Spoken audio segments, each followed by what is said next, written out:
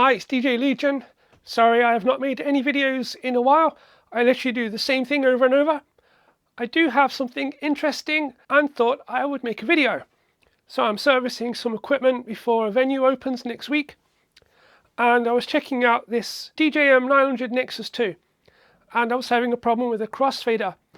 My research didn't really give me a lot of information and most people were just returning them. So let's just show quickly what I found. So I'm just going to bypass the crossfader. We have some nice YouTube friendly music. If I flip the crossfader to A, it looks like it's working as normal. If I flick it to B, it never really cuts out.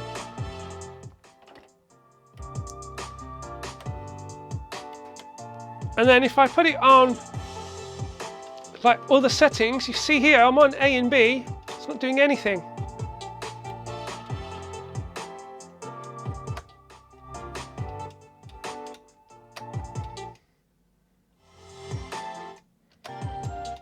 So it's not working how it's supposed to work. I did find a service manual, but the service manual didn't tell you anything about setting this up.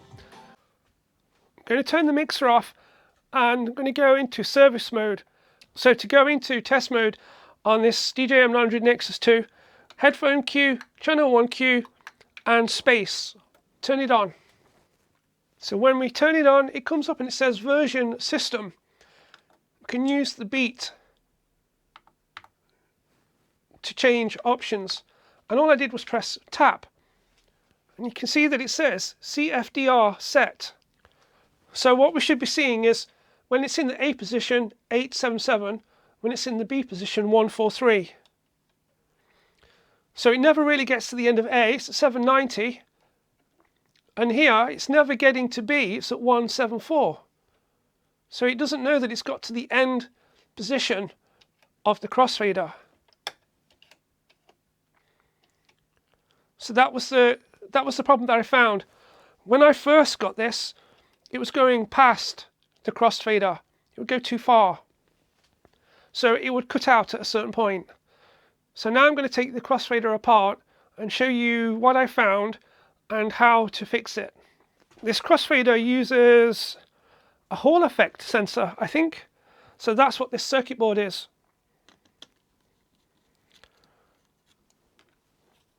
We take these two screws out.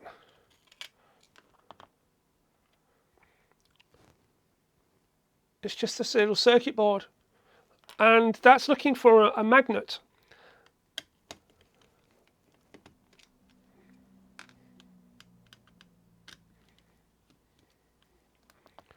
Now if we open this up, we can see inside there is a mechanism.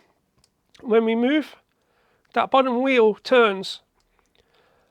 And depending on the position of that bottom wheel will determine what the sensor is reading. And you can see there that the dot has gone all the way to the top when it's on that side, but it doesn't go to the top when it's on that side. So from my understanding, that means that the sensor is offset, and we need to adjust that so that it's equal when we move it.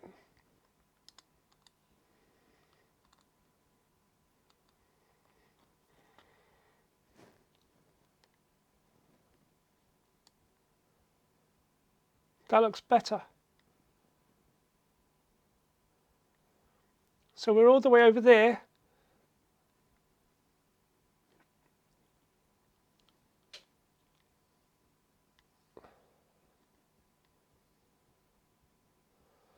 So it's just a matter of adjusting this wheel so that when we do the full range of motion, it moves equally.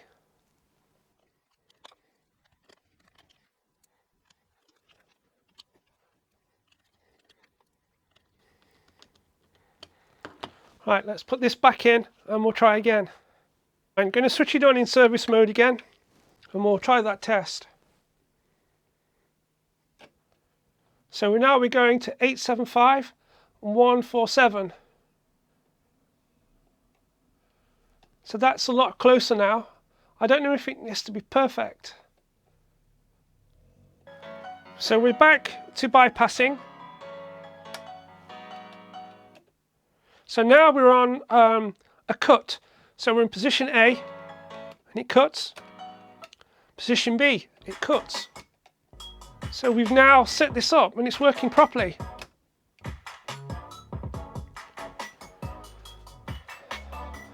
Let's do a normal crossfader.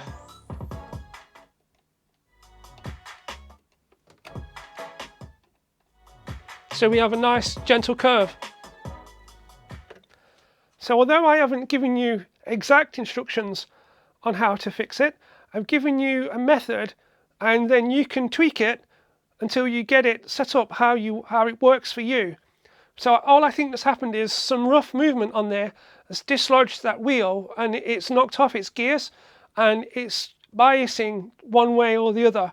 So if your crossfader is showing any signs of that, you need to adjust that wheel and then use the setup mode to get the figure when you're moving it left or right as close as what that wants on the screen as possible, and that should get your crossfader working again. Thank you for watching this quick video.